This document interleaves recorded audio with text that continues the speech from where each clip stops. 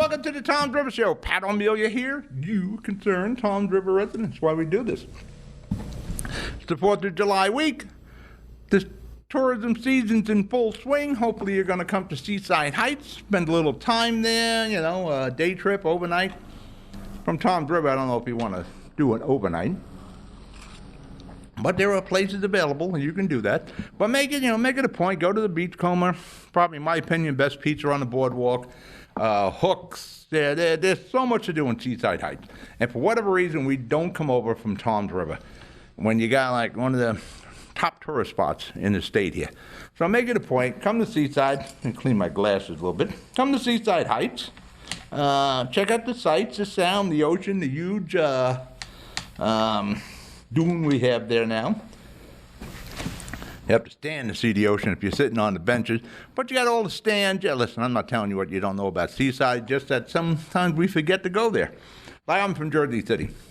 My entire life I've been to the Statue of Liberty once.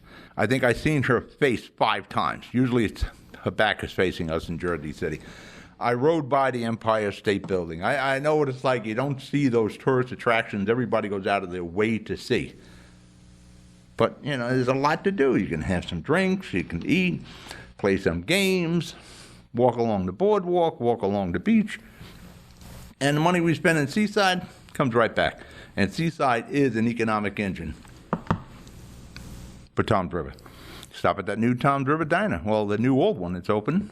And I think the fade's starting to die down a little bit. There's parking, so you can get in there and have something to eat instead of circling the place. Don't forget all our websites, and we got the new one. We're on that NJ On Air. You got our home site, HMG TV shows. Live stream, I'm about to re-up with them for another year. Download the app. It's free. There's a ton of other programming. For that matter, NJ On Air has an app you can download. You can see all their programming they have, and of course ours. I don't know how many of we're going to put our programs on. I don't think we're going to try to archive our programs there. We'll do that with live stream. We'll probably keep 2 or 3 of our shows on there at a time. But I know Shore Show from last year is on there. Tom's River Show is on there. Inside Hollywood on the Hudson with Michelle Savino is on there. But, you go to the site, there's a lot of other things there on NJ On Air. There's entertainment, there's sports, there's local, there's politics. It's a nice little site. Of course, we're on YouTube. If you like us on YouTube, follow us, whatever you do there. Same thing with Facebook, on Twitter, we're Instagram, we're everywhere, so check us out. Check us out, like us. We're starting to gear up for the Shore Show, where we film that on the boardwalk in Seaside Heights. Probably start filming that maybe next week. We got to make sure that the stage is available. And that show kind of replaces the Tom's River Show during the summer. The Tom's River Show will come back into production before the election, probably end of September. And we'll start bringing these candidates in. As I said last week, we may go all in on our streaming network. So there's a lot of work to get, our website and the live stream and Facebook and the YouTube and the NJ On Air. All that has to be managed, uploaded. There's a lot of work there. And I think, I'm still doing a little studying on this, I think our live programming does well on the cable network, but I think our other shows that are loaded up on the streaming networks, you're watching them at your leisure. Spider-Man's out. Hopefully my game plan on Wednesday is to go see Spider-Man, maybe Godzilla. I'd like to see Endgame again, but we got to see what times and dates are. I checked Fandango, they don't have it up for Wednesday yet, but you don't care about that. What you care about is Tom's River stuff and things that are of interest to you. You should be interested in Spider-Man. But we're going to break for commercial. You're watching the Tom's River Show. We'll be right back. Burns Brothers Memorials, Monuments, and Markers, 787 Tunley Avenue, Jersey City. Hudson County's only monument maker, serving all faiths and cemeteries. Design, studio, and launch inventory on site. Cemetery inscriptions and custom orders welcome. Burns Brothers Memorials, Monuments, and Markers, 787 Tunley Avenue, just south of Secaucus Road. Craftsmanship that will last for all eternity. Burns Brothers, Jersey City, Albert H. Hopper, North Arlington. Visit us on the net. It takes more than a state-of-the-art medical facility to make a great hospital. It takes a team of dedicated medical professionals. That's the Jersey City Medical Center, Hudson County's #1 hospital. Medical teams consisting of New Jersey's top doctors, Magnet Award-winning nurses, and accomplished hospital associates, all committed to your good health. That's what you have at the Jersey City Medical Center. Make Hudson County's #1 hospital your first choice. Visit us on the web at barnabashealth.org. I'm back. You're here. I'm here. Tom Driver Show, Pat O'Melia. Don't forget all the websites. Go see Spider-Man. I'm pretty sure those tickets are going to be tough to get, so I probably will not see Spider-Man this week. I'd like to go the day before 4th. We take this on Monday. The day before the 4th of July on Wednesday. I'd like to see Endgame again. 3-hour movie. I didn't catch everything that happened. And I figured me and my kids will see Endgame, and then we go see Spidey. That may not be possible, but we didn't see Godzilla or Dark Phoenix either. So we got some options. Got to see what's still in the theaters. It is now official. There is a $10 an hour minimum wage in Jersey. Took effect July the 1st. Now, there are some businesses that are exempt. If you have less than 5 employees, you're exempt for now, but you will not be in the future. The boardwalk, seasonal, that's exempt, but it will not be in the future. But anybody with more than 5 employees, you're in. Now, as I said when this was being discussed, minimum wage was never to be a living wage. You know, it's something to make sure you didn't take advantage of kids. Now, really, I always looked at minimum wage as entry-level teenagers. You're working at the ShopRite or the McDonald's, at a gas station. These are all places I worked when I was a kid. I worked at Wesson's. I worked at ShopRite. ShopRite was great. It was like a harem for me as a young guy. A lot of girls at ShopRite.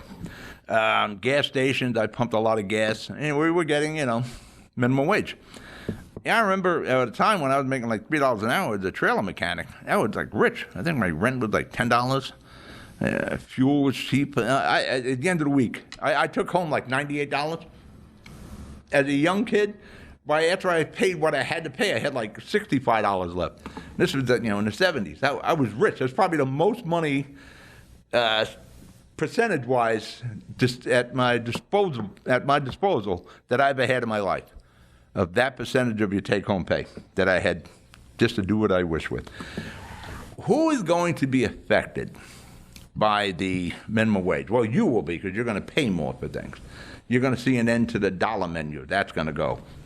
But where will you see the effects of the minimum wage, the $10 minimum wage? And it goes up incrementally till it hits 15, I think, in 2024. Fast food, you already see it occurring. Listen, McDonald's and Burger King, they didn't get where they are being stupid. You go to McDonald's here on 37 in Tom's River. There's a kiosk where you place your order. At one time, you used to go up to a person and place your order. Now you press it in. That was a job. Beep, job gone. Kiosks. Supermarkets. The ShopRite in Hoboken, my neck of the woods, you're going to see another ShopRite. They converted about 30, maybe a little more, let's say 30% of the cashier manned checkout to self-checkout, like at Home Depot.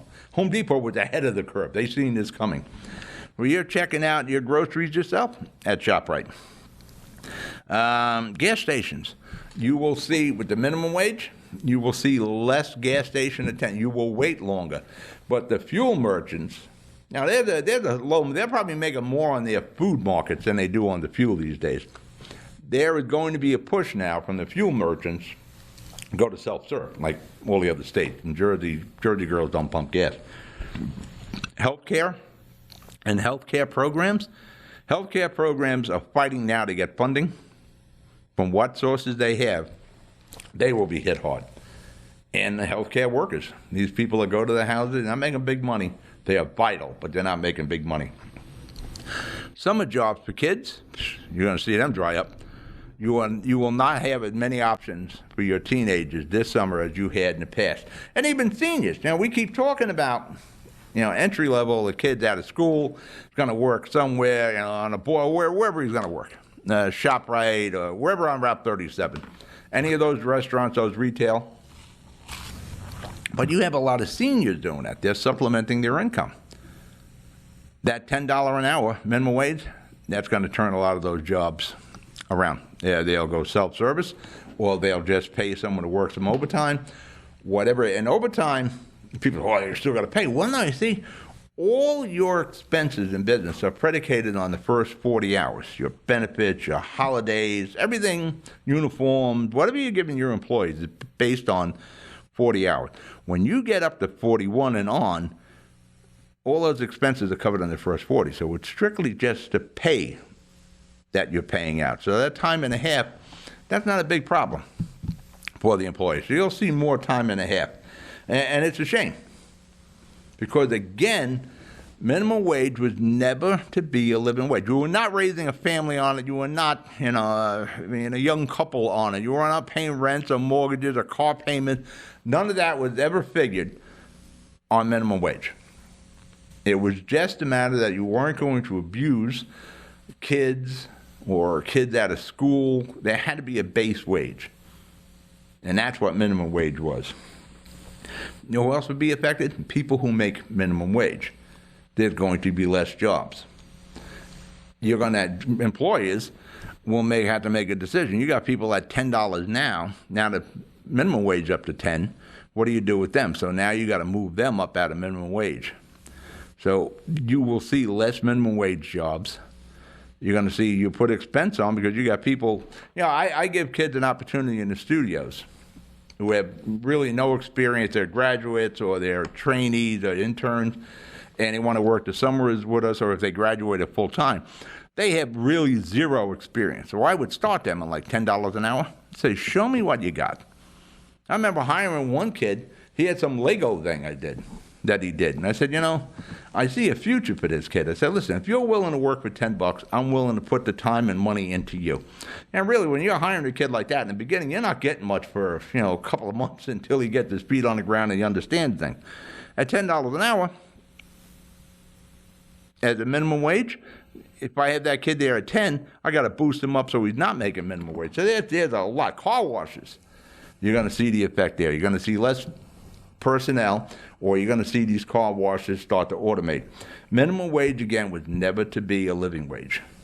It was just a protection that, you have to pay this much at least to these kids. All right, we're going to break for commercial. You're watching the Tom's River Show. I'll be right back. Good Friend Self Storage in North Bergen, New Jersey is a fully climate-controlled facility equipped with state-of-the-art security, packing supplies, a Refer a Friend program, and multiple loading docks convenient for commercial use. Located just off of Route 3 at 4301 Tunnelly Avenue, Route 1 and 9. Call 201-867-2444 or visit us on the web today. Good Friend Self Storage. Let us be your good friend. We're back. Yeah, it's really a problem when government, we're going to do a bit of this on what government is, how much it's in our lives now. When government's going to tell me how much I got to pay people. Let me hire, let me run the business, let me figure what these people are worth, and I'll move them up the pay chain. I've never had anybody come into my office and ask for a raise. I knew when it was time to give them a raise. Seaside Heights. Mayor Boz is continuing to change the reputation of Seaside Heights, and it's not a good one. It was everybody blames it on Snooki and JWoww and the gang. It was bad before that. They just put it on television for everyone to see. A lot of it was scripted with the Jersey Shore and Snooki and JWoww, but a lot of it was basically what Seaside Heights was at that time. Mayor Boz has passed what is called the Animal House Ordinance. If you're renting your summer rental and there is police responding to your rental unit 3 times, you get suspended. You'll get at least a 6-month suspension of your rental license. And this happens in Seaside Heights. It's almost a culture where you rent, and there's COs, and we got my notes in here. My notes are in with the COs. There's COs to how many people you're allowed, and they never pay any attention to the CO. So they say the CO says there's 4 people. There's 9 people in that unit. And you got young kids who are going to do what young kids do. And usually this situation only happens when it's non-owner occupied properties. Usually if the owner's there, he's not going to put up with any of that BS. Even though he's getting a pretty good rent. You're renting one of these houses for a week, you're in there around $1,200, $1,400. This was long overdue because if you've gone to Seaside over the last few years, prior to Mayor Barrs coming in, and Mayor Barrs seen what was going on too, he's seen 20 people hanging on a balcony, gangs in front of these houses, gangs of kids. I don't want to say gangs as in the criminal gangs of kids, groups of kids, crews of kids, whatever you want to say. And really with no adult supervision, because they're basically young, they're 18, 19-year-old kids, and they will do what 18, 19-year-olds do. And they will cause havoc, quality of life goes down. But again, that's usually in a non-owner occupied property. Now, again, let me reiterate, Mayor Barrs, Tony Barrs, he wants a family-friendly Seaside Heights. He wants baby strollers. He wants young adults who observe the law, and they're here just to enjoy the beach, the stands, the food, not everything that used to go along with Sleesides. That was what everybody called it, and still does. Now, this is targeted at basically private homes. Really what we need to target are the motels, because there's where you see the most of this. But it's got to start somewhere. I think there are 38 motels in Seaside Heights. They're going to have to do a lot to take on all these motel owners. They're the culprit, really, with this. You ride by any of these motels with their balconies, you will see 10s, 20 kids, tens of kids out there. There's your real Animal House situation. And it wouldn't take much to enforce. Because you ever look at little doors on the motel, you'll see a white sticker with text on it. That's their CO, and it says how many people are legally allowed to occupy that room. And the most I've ever seen, I've stayed at the Aztec, I've stayed at the Belmont, and some of the other ones here, but it usually was the Belmont and the Aztec until my kids bought a place down here. It was 4.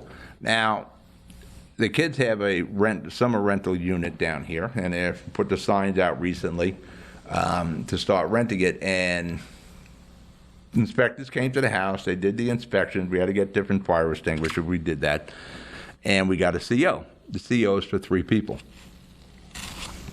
There's a problem with that. When I'm trying to rent to a family, usually it's a family of 4. Usually it's mom, dad, a couple kids. So I'm trying to have that boosted by 1. I'm going to have to speak to the mayor on this because the building people say, no, there's all these state laws. And the thing is, the kids' rental unit, it's a big rental unit. You got a huge kitchen dining area. You got a master bedroom. You have a storage room with all these dressers. You can put your clothes in there. It's also the furnace room. That's why it became the storage room. In Seaside units, usually didn't have heat because they were all here for rental. Somewhere along the line, 2 furnaces were put in. One has already been replaced, and the other one's going to soon be replaced. But welcome to home ownership, kids. There's a huge TV room, with a love seat, a couch, pull-out couch, a recliner, 43-inch TV, a bathroom in the TV room for that matter. There's 2 bathrooms in this unit. And off-street parking. So if you're interested, send me a tweet, hit me on the email there. We certainly should be able to handle more than 3 people in there. And the building inspector said, well, you can't count the kitchen and you can't count the TV room. I'm like, what do you mean? There's a pull-out bed in there.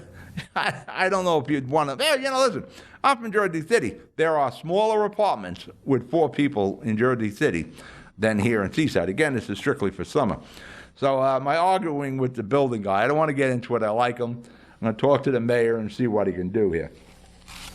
But you got to have at least a CO for 4. And listen, we're not going to have 20 people there. But in the motels, and I brought this up to the building guy. I said, listen, I stayed at the Belmont and these other places. You got a bedroom, maybe 2 beds, and a small kitchenette, and there's a CO for 4. Building guy says, well, you're not a motel. So I got to talk to the mayor. But it's something I'm still working on. But I applaud Mayor Barrs for pushing his vision to make this a family-friendly. You were sick of that, because that would spill in the Toms River also. The right thing to do. get a handle on it, mandate, and, we just love government involvement now. So, yeah, let the municipality of Seaside Heights mandate who stays in your house. All right, we're going to break for commercial. You're watching the Tom Driver Show. I'll be right back. Rama Jewelers, located in the Lyndhurst Shopping Center at 413 Valley Brook Avenue, Lyndhurst. Come for all your jeweler needs at Rama Jewelers, where you will find a fine selection of necklaces, earrings, rings, and bracelets. Choose from one of our complete sets, our many signature items, or find the perfect engagement ring. Come on down. That's Rama Jewelers at 413 Valley Brook Ave, Lyndhurst. Call 201-939-5784 or visit us online today.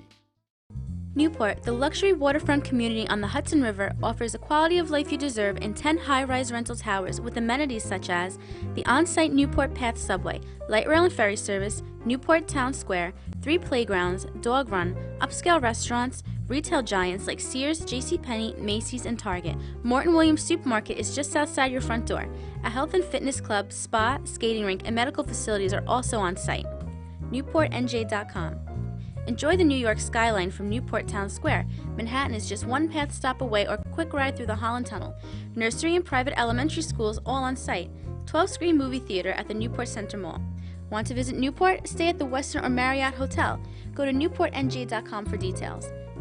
Newport has luxurious towers, great restaurants, shopping, New York skyline views, schools, playgrounds, a marina and yacht club, gym, spa, fine wine, fine living. It's incredible. It's you. NewportNJ.com. Newport, live like you want.